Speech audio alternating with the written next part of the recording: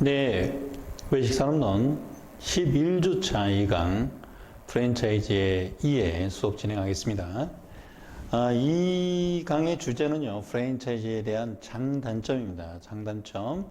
그럼 목차 한번 확인해 보고요. 오늘 수업 내용, 수업 목표 또 확인하고 진행하도록 하겠습니다.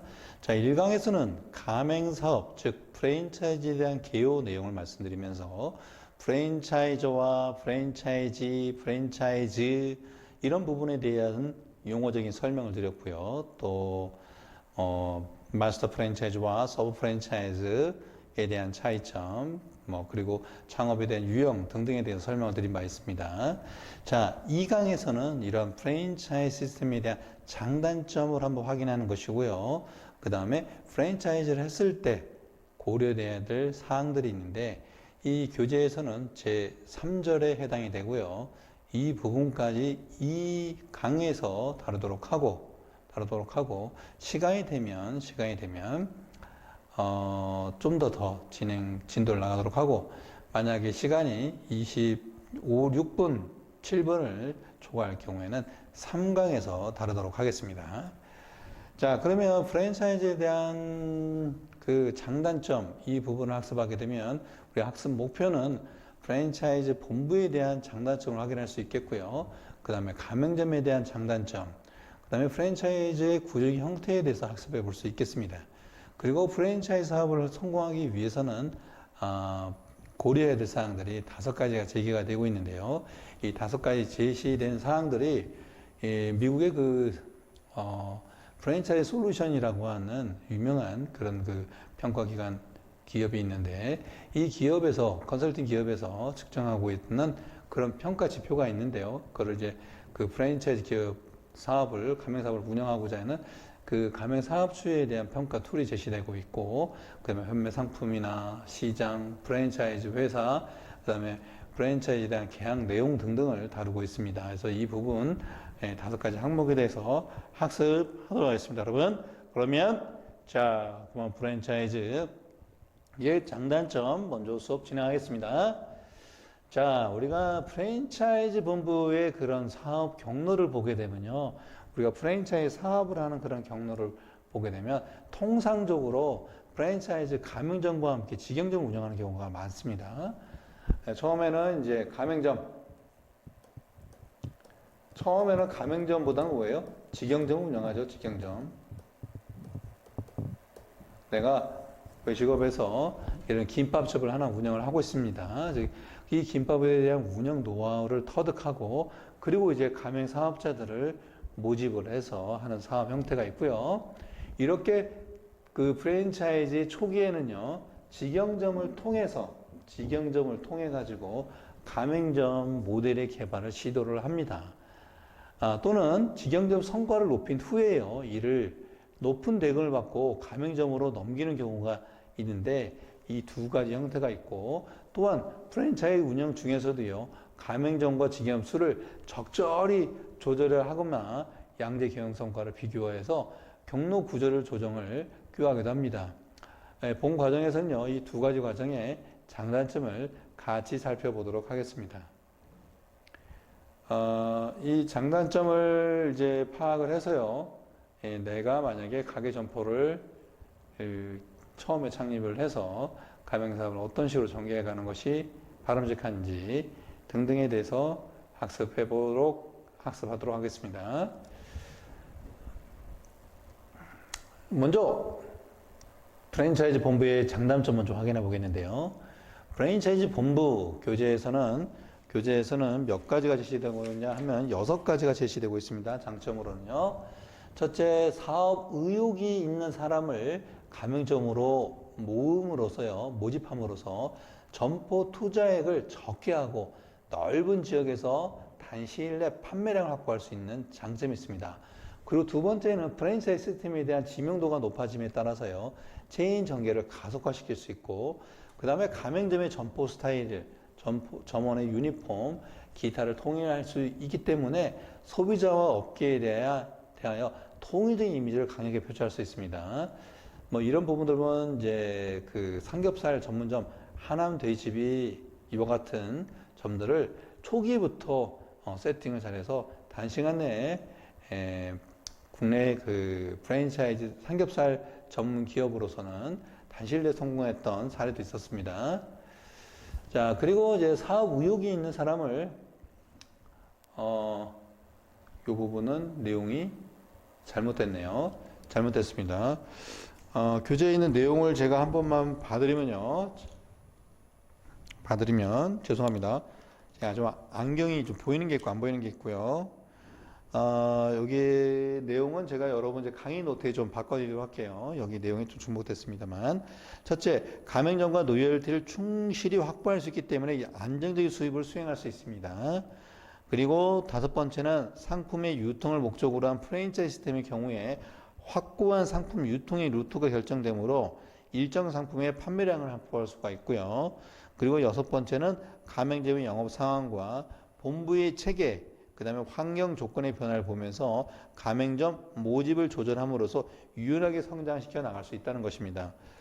이 부분은 이제 그 네 번째부터서 여섯 번째까지는 이 강의 노트를 준비하면서 잘못 좀 기재가 되어 있네요. 두 번 반복이 된 거죠. 그래서 네 번째, 가맹점과 로열티를 충분히 확보할 수 있기 때문에 안정되게 사업을 수행할 수 있다는 것이고요.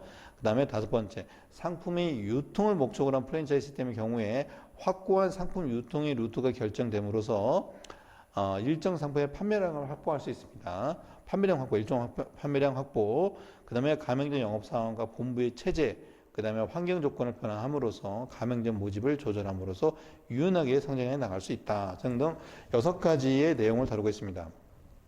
그래서 그러면 요거는 이제 제가 여러분에게 제공해주는 강의 노트에는 교정해서 올려놓도록 할게요. 자, 그러면 직영점을 이제 또 운영하면서 가맹점도 운영하는 장점도 있으면 직영점에 대한 장점도 있겠죠. 여러분 혹시 프랜차이즈에서 직영점으로 운영하고 있는 대표적인 곳이 바로 외국계 글로벌 이 외식 기업들인데요. 카페에서는 스타벅스가 다 직영점입니다. 직영점이고요.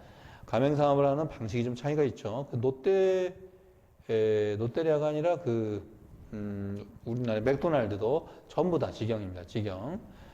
이제 점포를 이제 위탁을 하는 겁니다. 위탁을. 장소를 이제 위탁하게 되는 거죠. 대신 운영은 어떻게 돼요? 본사에다 직영하는 겁니다. 그것을 했을 때에 대한 장점을 소개하고 있는 거예요. 첫째, 직영점은요, 가맹점보다 모기업에 더 많은 수익을 가져다 주죠. 예, 가져다 주고, 그 다음에 수직적으로 통합된 체인이기 때문에 피드백이 쉬워서 인사관리가 쉬워요. 그래서 인사관리에 개발을 쉽게 해주고, 점포 관리자에게 융통성을 부여하기 때문에 통제가 용이하고요, 판매 전략의 변화가 잠재시장을 체험함으로써 어떤 방향으로든지 정책 변화가 가능합니다. 하지만 이제 가맹점을 여러 개 운영하실 때는 가맹점마다 다 특성이 틀려요. 장사가 잘 되는 것도 있고 그렇지 못하는 것도 있고요. 그 다음에 가맹점주의 사업체를 운영하고 있는 인격 사업격 마인드도 통제하기 어려운 부분이 있습니다. 하지만 이런 장점이 있다는 것이죠. 그 다음에 가맹사업자는요, 프랜차이즈를 구매하는데 많은 돈을 필요로 하게 되므로 당연히 연령이 많이 되지만 고연령이 많다는 거죠. 가맹사업을 했을 경우에는요. 직영점은 그렇지가 않아요. 직영점은 호의적이고 야망적인 젊은 층들을 관리자로 채용할 수가 있다는 거죠. 자, 그래서 여러분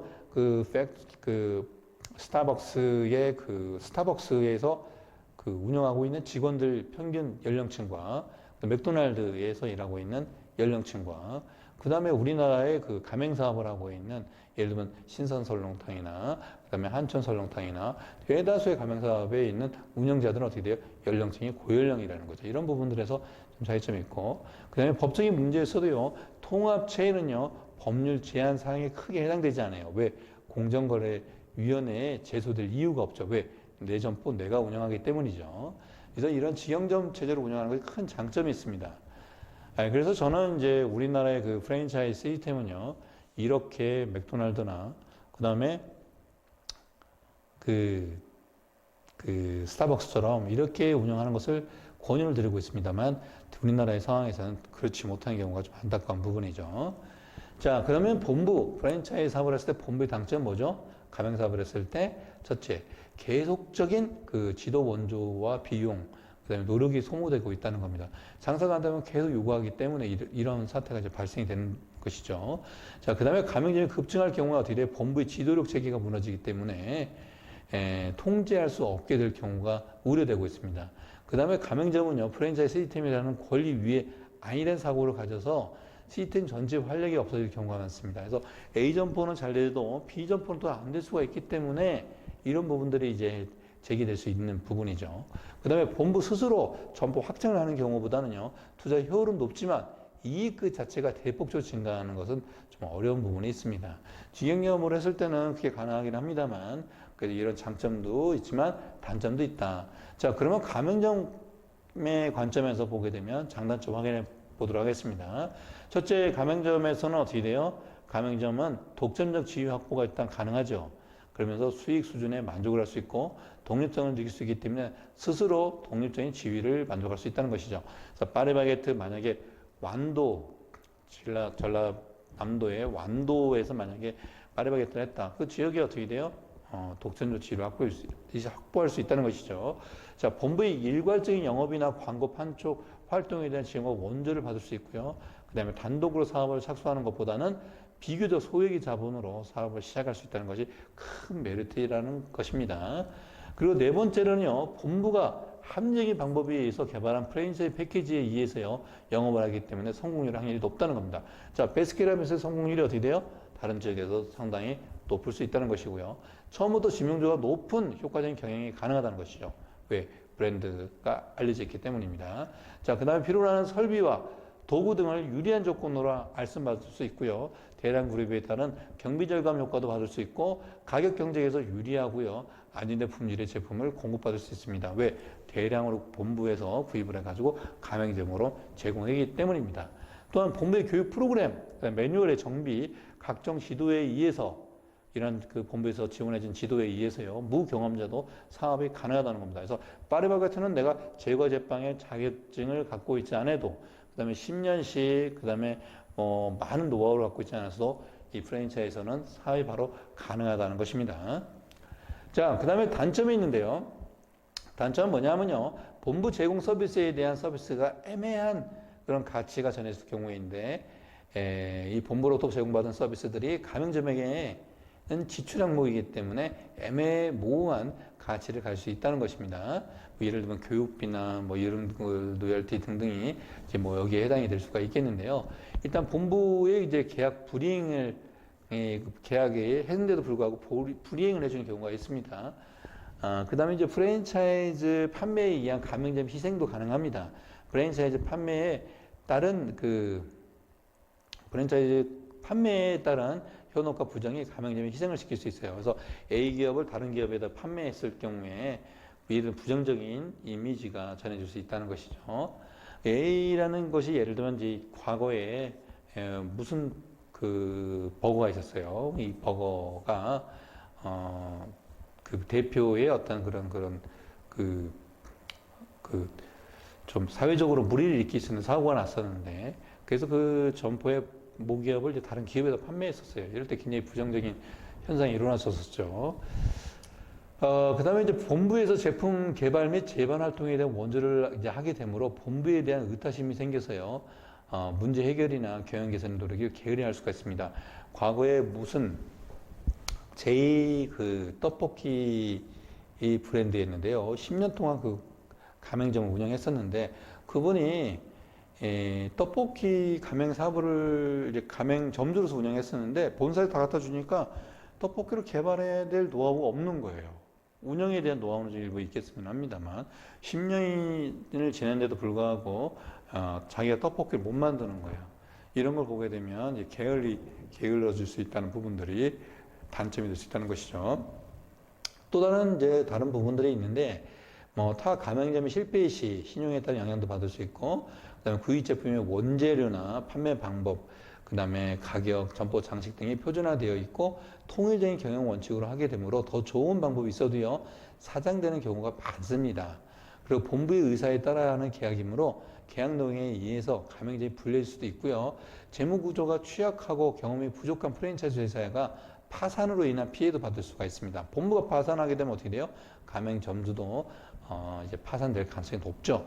자, 그 다음에 본부는 이제 전체 효과를 생각해서 정책을 입안하거나 실시하기 때문에 특정의 가맹점에 있어서는요, 실정에 맞지 않는 일들이 왕왕 있습니다. 이런 부분들이 큰 단점이라 할 수 있겠죠. 자, 지금까지 이제 프랜차이즈 본부에 대한 그 장점, 그 다음에 직영점으로서 장점 말씀을 드렸고요. 그리고 가맹점을 운영하면서 가맹점주에서 장점과 단점에 대해서 설명을 드린 바 있습니다. 자, 그러면 프랜차이즈를 이제 결정했을 때에 대한 고려사항들인데요. 프랜차이즈 사업을 했을 때 고려사항은 이제 총 5가지가 이제 제시되고 있어요. 첫째, 이 5가지 요인들은 어떻게 돼요? 본인, 프랜차이즈 사업을, 가맹사업을 하고자 하는 본인, 그 다음에 두 번째, 이 프랜차이즈 사업의 아이템에 대한 상품이나 서비스 수준을 볼 수 있겠고요. 그 다음에 시장 상황을 볼 수가 있습니다. 시장의 현황을 볼 수 있고, 그 다음에 프랜차이즈 본사의 그 회사, 그다음 프랜차이즈 가맹 내용, 이 5가지에 나눠서 설명해 볼 수 있겠습니다. 자, 이렇게 설명을 드린데도 벌써 시간이 16분을 지나고 있네요. 자, 먼저 프랜차이즈 결정을 했을 때 고려사항 본인 입장에서 보게 되면 프랜차이즈 가맹점이 된다고 모두가 성공하는 건 아니라는 것입니다. 개인이 독립적으로 식당을 창업하는 것과 마찬가지로 세심한 주의가 요구되고 있는데요. 가장 중요한 것은 어떠한 어려움도 극복할 수 있다는 자신감, 그리고 긍정적인 사고, 그다음에 자신의 투자 여력과 경영 능력, 그다음에 희망하는 프랜차이즈 사업과 부합하는 지식, 기술, 경험에 있어서 대한 이런 대한 내용들이 고려돼야 된다는 것을 두고 있는데, 그러면 이것을 어떻게 평가할 수 있을까라는 부분이죠. 이런 부분에 대해서 많은 이제 그 프랜차이즈 본사에서도 지표를 개발해왔고, 또 연구자들이 또 개발해왔는데, 교재도 소개시켜주고 하고 있는 이 부분은요, 프랜차이즈 솔루션이라는 기업인데, 미국 뉴햄프셔 주에 있는 회사인데요. 이 회사가 12개의 질문 문항으로 5점 척도에 의해서 문항을 개발했는데요. 총 60점 만점에 적어도 45점 이상이어야 된다는 것을 이제 될 경우에 프랜차이즈를 할 수 있는 것을 제시하고 있습니다. 여러분, 이제 우리가 설문 문항에서 5점 척도라고 하는 건 뭘까요? 1점은 낮점, 1은 낮음, 2는 이제 1은 매우 낮음이 될 수가 있겠고요. 5는 어떻게 돼? 매우 높음으로 좀 이야기할 수 있겠죠. 그래서 매우 높음, 보통, 낮음, 매우 낮음 해가지고 이렇게 평가 이제 체크할 수 있는 그런 문항을 이제 척도로 하고 있습니다. 저희 척도로 하고 있는데 5가지로 이제 구분해서 나눠진 걸 5점 척도로 합니다. 자, 여기서 보게 되면 나는 이 사업을 정말로 즐긴다. 프랜차이즈는 나의 소득 목표를 달성하느라 능가한다. 그 다음에 나는 사람 다루는 솜씨가 이 프랜차이즈 충분하다 등등 이런 내용들을 다루고 있고요. 자, 프랜차이즈가 주는 큰 도전에 충분히 이해하고 있으며 내 능력에 알맞게 생각한다 뭐 등등 이렇게 해가지고 60점 만점에 어떻게 돼요? 45점 이상일 경우에는 어떻게 돼요? 프랜차이즈 가맹 사업을 할 수 있는 자격이 된다라고 이야기하고 있고요. 그 점수보다 낮은 경우에는 어떻게 돼요? 프랜차이즈 사업에 맞지 않거나 또는 프랜차이즈에 대해서 좀 더 조사해가지고 준비할 것을 권유하고 있다는 것을 제시하고 있습니다. 이렇게 12개의 문항에 좀 되어 있습니다. 이 부분들은 어떻게 돼요? 주로 이 사업을 운영하고자 하는 사람에 대한 자세에 대해서 다루고 있고요. 그 다음에 가족이나 주변 환경에 대한 그런 그 내용도 다루고 있다는 부분이고요. 자, 그 다음에 두 번째는 판매 상품과 서비스입니다. 프랜차이즈 사업을 하고자 하는 사업주와 그 다음에 이제 그 사업 아이템이죠. 이 상품 및 그 다음에 서비스가 관련된 고려사항인데요. 이 상품이 어떻게 돼요? 열일 다해 일할 가치가 있는 상품인가 또는 서비스인가? 그 다음에 타 상품이나 서비스에 대한 경쟁력이 있다고 판단하는가? 그 다음에 고품질이 믿을 만한 상품인가 서비스인가? 그 다음에 기존 시장에서 시도되어 검증된 상품인가 서비스인가 등등이죠. 그 다음에 특허나 등록 상표 보호를 받는 상품이나 서비스인가? 그 다음에 담보나 보증으로 보장받을 수 있는 상품인가 서비스인가? 그 다음에 국가, 그 다음에 지방자치단체 기준에 맞고 안전, 건강 측면에서 기준이 맞는가? 그 다음에 전국적인 광고로 잘 알려진 상품인가 서비스인가? 그 다음에 다른 회사에서 유사하거나 신상품 어떤 서비스가 개발 중인가라는 것을 볼 수 있겠습니다. 자, 다른 회사에서 유사한 것을 개발한다는 건 뭐죠? 예, 소비자가 이제 선택할 수 있는 폭이 넓어진다는 거죠. 넓어진다는 거죠. 뭐 그래서 이런 부분들 고려해야 된다는 것 10가지를 제시하고 있고요. 그 다음에 시장인데요. 여기서 말하는 거는 이제 그 사업을 환경을 내가 할 수 있는 그 시장을 말하는 거예요. 여기서 말하는 마켓을 의미하는 건 아니고요. 그 사업 아이템에 관련된 부분인데 첫 번째 프랜차이즈에 관련된 전체 시장은 커지고 있는가, 그 아이템에 대한 시장 커지고 있는가, 정체되어 있는가 확인해야 되겠고요. 그 다음에 줄어드는가 이것 부분도 확인해야 됩니다. 두 번째는 예정된 프랜차이즈 점포 인근의 상품이나 서비스 수요가 어떠한가, 고객들이 그 부분을 얼마나 소비하고 있는가를 확인해야 되겠고요. 그 다음에 경쟁 상품이나 서비스가 있는지, 그 다음에 있다면 가격이나 품질이 어떠한지, 그 다음에 취급 상품, 그 다음에 서비스가 1년 내내 판매 가능한가, 1년 내내 판매가 가능한가, 계절성을 타는 상품인가도 확인해야 되겠고요. 단기간 유행을 타는 상품이나 서비스인가, 혹은 라이프 사이클이 짧은 시장인가 아닌가도 확인해야겠고, 그 다음에 인근의 인구가 늘어날 것인가, 정체할 것인가, 줄어들까도 이제 확인해야 될 사항이기도 합니다. 다음은 이제 프랜차이즈 가맹본부를 보는 부분이에요. 가맹본부. 왜 가맹본부가 어떻게 돼요? 신뢰가 있고 자금력을 갖고 있고 높은 브랜드가 있으면 어떻게 돼요? 사업이 잘 되겠죠, 여러분. 가맹본부가 양질의 시스템을 구축하고 있는 경우, 스타벅스처럼요. 이런 경우가 아니기 때문에 모든 이제 가맹본부가 이렇게 양질의 시스템을 갖고 있는 건 아니에요. 그렇기 때문에 선의의 가맹 사업자들이 피해를 보는 경우가 많다고 하는데요. 왜냐하면 계약 체결하고자 하는 특정 가맹본부에 대한 정보를 사전에 알 수 없기 때문입니다. 그래서 정부에서는요, 가맹사업법을 만들어가지고, 기만적인 가맹점 모집 행위를 방지시키고요. 그 다음에 가맹사업 거래를 투명하게 하기 위한 가맹본부의 의무사항을 정보 공개서의 사전 공개를 의무하고 있습니다. 법으로 규정하고 있는 거죠. 그래서 예비 가맹사업자가 계약 체결을 원하는 특정 가맹본부에 대해서 많은 정보를 사전에 입수하도록 하고요. 충분한 검토를 통해서 최종 의사결정을 내릴 수 있도록 하고 있습니다. 그 다음에 공정거래위원회가요, 고시한 정보 공개서 표준 양식은요, 다음과 같이 내용이 포함되어 있는데, 가맹본부에 대한 일반 현황, 이거 어떡하나 했네요. 가맹본부에 대한 일반 현황, 그 다음에 가맹본부의 사업 현황과 가맹본부와 그 임원의 그 법 위반 사실이나 가맹사업자에 대한 부담, 그 다음에 영업활동에 대한 조건 및 제한, 그 다음에 가맹사업의 영업 개시에 관한 상세한 절차와 소요시간, 교육, 훈련에 대한 내용 설명 등등을 포함하고 있습니다. 이 가맹사업법에 따른 정보 공개서 기재사항은요, 약 70여 가지에 달하고요. 주요 내용은요, 다음 표에와 같습니다.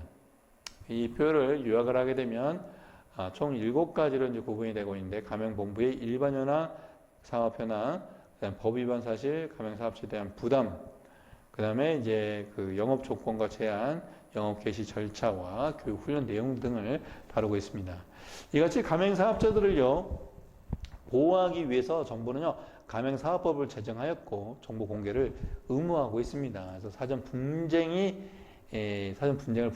방지하고 또 최소화시키기 위해서 가맹사업법에서 계약서에 의무적으로 명시하는 내용까지 명시하고 있다는 것 때문에 몇 개의 그 가맹본부를 대상으로 다양한 경로를 수집하여 정보를 바탕으로 다음 표와 같은 내용을 검토하고요, 최종적인 결정을 내리는데 참고하도록 하야겠습니다. 그래서 이렇게 가맹본부 후보 선정을 위한 점검사항들을 제시할 수 있겠습니다. 상품 서비스에 대한 수요도 파악해야 되겠고요. 그다음에 경쟁 우위성, 사업 운영 능력, 그리고 가맹본부의 인지도나 평판, 그다음에 교육 훈련이나 지원 서비스, 가맹본부에 대한 경험, 이거는 운영 경험을 볼 수 있겠고요. 성장성과 내실 경쟁성은 재무제표를 보면 되겠습니다.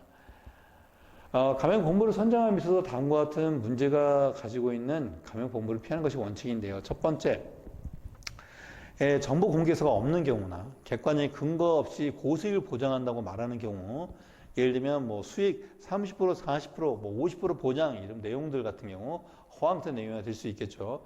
우리 외식업에서 이익률이 높지가 않아요. 생각보다 많이 높지가 않습니다. 보통 이제 20% 정도면 아주 그 수익을 잘 낸다고 볼 수 있겠습니다. 가맹금이 없다는 것, 너무 많은 브랜드를 가지고 있는 경우나 또는 점포수가 너무 적은 경우, 그 다음에 직영점이 없거나 있다 하여도 운영 기간이 짧은 가맹본부는 선정하지 말아야 된다고 제안하고 있습니다. 다음은 이제 프랜차이즈 계약서, 마지막 프랜차이즈 계약서인데요. 계약 시점에서 계약서에 서명하기 전에 반드시 프랜차이즈의 정통한 고문 변호사나 그 다음에 공인 회계사, 그 다음에 전문 직업군인 가맹거래사의 조언을 듣고 계약을 해야 된다는 것이죠. 특히 가맹거래사는 이런 프랜차이즈 가맹 사업을 전문적으로 이제 지도해주고 평가해주는 분이 이제 가맹거래사라는 직업군입니다. 자, 프랜차이즈 시스템은요, 계약을 기초로 해가지고요, 이 계약은 부합 계약이며 양자가 협의해서 계약을 체결하는 것이 아니라 프랜차이저가